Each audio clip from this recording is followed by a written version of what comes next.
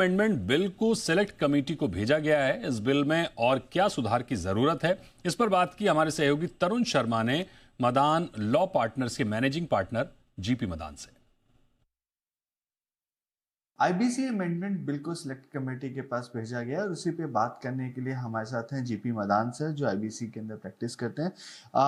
Madan sir, मैं आपसे समझना चाहूँगा, आईबीसी के अंदर काफ़ी लंबे समय से डेलिब्रेशन चल रहा था आईबीसी अमेंडमेंट को लेकर, तो क्या ऐसे सेलिएंट फीचर्स आपको अभी तक जो ड्राफ्ट आया है और जो सिलेक्ट कमेटी को भेजा गया है उसमें लग रहा है जिससे एक जो टाइमलाइन वाला इशू है वो कैटर हो जाएगा?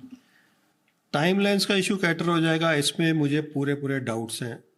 रीज़न क्या है, आप अगर अमेंडमेंट बिल देखें तो अमेंडमेंट बिल में लिखा हुआ है कि whether is section 7 application, 9 application, 10 application, liquidation application, dissolution application, even settlement application under section 12A, for everything there timelines have been prescribed.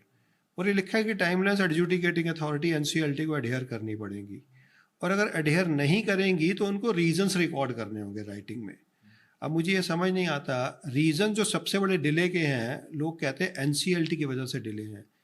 मेरा मानना है एनसीएलटी की वजह से डिले हैं, पर एनसीएलटी की अपनी मजबूरियां हैं। एनसीएलटी एक्चुअली कॉन्स्टिट्यूट हुई थी under the companies act 2013 for the purposes of companies act. 2016 में आईबीसी आया, कह दिया गया कि आईबीसी के अंदर सेम एनसीएलटी एडजुडिकेटिंग अथॉरिटी होगी। नंबर पहले प्रेस्क्राइब था 63 मेंबर एनसीएलटी के, आपने वो नंबर तो इंक्रीज़ किया नहीं। उन्हीं 63 मेंबर के तो एनसीएलटी चला रहे हैं। बड़ी मुश्किल से अभी कुछ महीने पहले जाके फुल स्ट्रेंथ हुई थी, उसमें से भी 4-5 मेंबर सब रिटायर हो चुके हैं। फुल स्ट्रेंथ अभी भी नहीं है। अगर आप मेरे से पूछें तो एनसीएलटी में टोटल रिक्वायरमेंट 150 से 200 मेंबर्स की है। जब तक वो मेंबर्स पूरे नहीं होंगे ये टाइमलाइंस अडेयर नहीं हो सकती हैं। एनसीएलटी के पास अभी भी प्रॉपर इंफ्रास्ट्रक्चर नहीं है, अपनी प्रॉपर बिल्डिंग्स नहीं है। दिल्ली में तो ये हालत है कि कोर्ट रूम भी कम है। बेंच 5 सुबह बैठती है, सेम बेंच कोर्ट रूम में बेंच 6 दोपहर में बैठती है।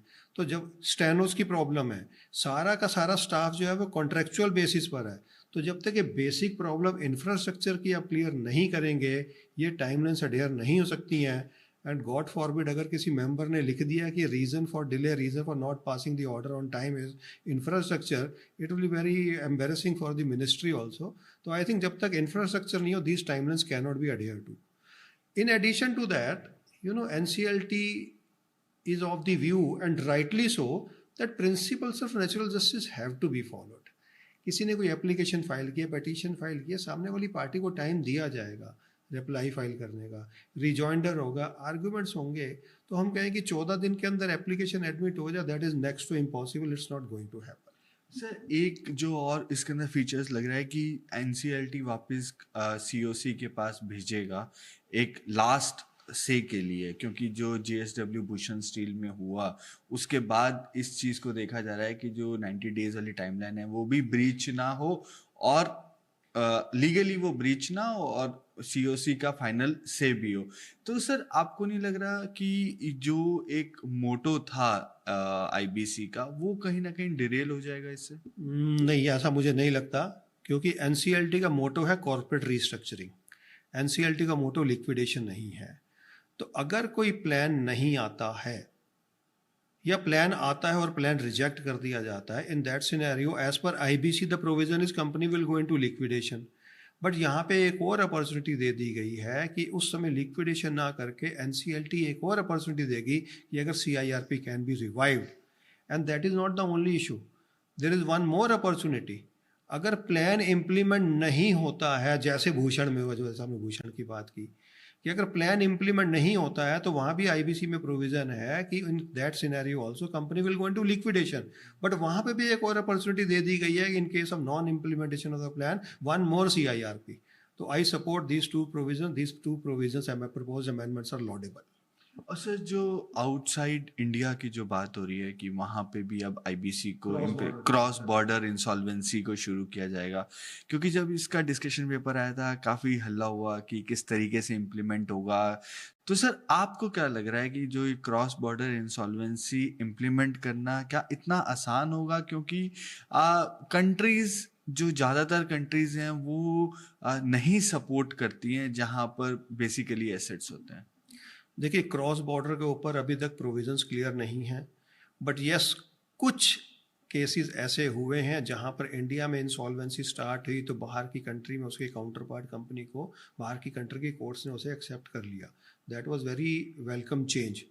बट अभी जब तक हमारे कोर्ट्स के वर्डिक्ट बाहर की कोर्ट्स को एक्सेप्टेबल नहीं होंगे, कुछ बाईलैटरल अरेंजमेंट्स हमारे उन कंट्रीज के साथ नहीं होंगे, it will be very difficult, it will be going to be very difficult कि क्रॉस बॉर्डर जो है इम्प्लीमेंट हो पाएगा। But I support this cross border, but before that हमारा internal this adjudicating authority system has to be robust. Sir last question to you sir, real estate के लिए भी इसमें चेंजेस देखने को मिल रहे हैं कि जो लोन दिया गया है उस पे आईबीसी को किस तरीके से लगाया जाए, उस पे भी एक क्लैरिटी इस बिल अमेंडमेंट बिल के अंदर है। सर क्या आप इस पे कह पाएंगे, कितना इफेक्टिव होगा ये? अगर आप मेरे से पूछे तो मैं तो कहूँगा रियल एस्टेट कंपनीज के लिए there have to be separate provisions for insolvency and bankruptcy. जैसे सेक्टर वाइज अगर हम देखें, एयरलाइन सेक्टर के लिए आपने उसको अब सेपरेट कर दिया, मोरेटोरियम आपने उसके लिए अलग कर दिया, नॉन बैंकिंग फाइनेंशियल कंपनीज के लिए आपने कहा वो आईबीसी में कवर नहीं होंगी। Similarly real estate companies to begin with तो they were not part of IBC, JP आने के बाद उन्हें आईबीसी में डाल दिया गया। और अगर हम देखें, अगर उसमें रिवाइवल देखें तो it's very very lengthy process, very cumbersome process कि उसकी जो सीओसी जो है ना, that is constituting of home buyers. आप होम बायर से कहें कि वो बिल्कुल सिमिलर ट्रीट करेंगे, इसको डील करेंगे आईबीसी प्रोविजन को जैसे बाकी सीओसी मेंबर्स करते हैं, banks and financial institution, that's not going to happen. इसीलिए, और आप लिक्विडेशन भी नहीं कर सकते, समस्या ये है।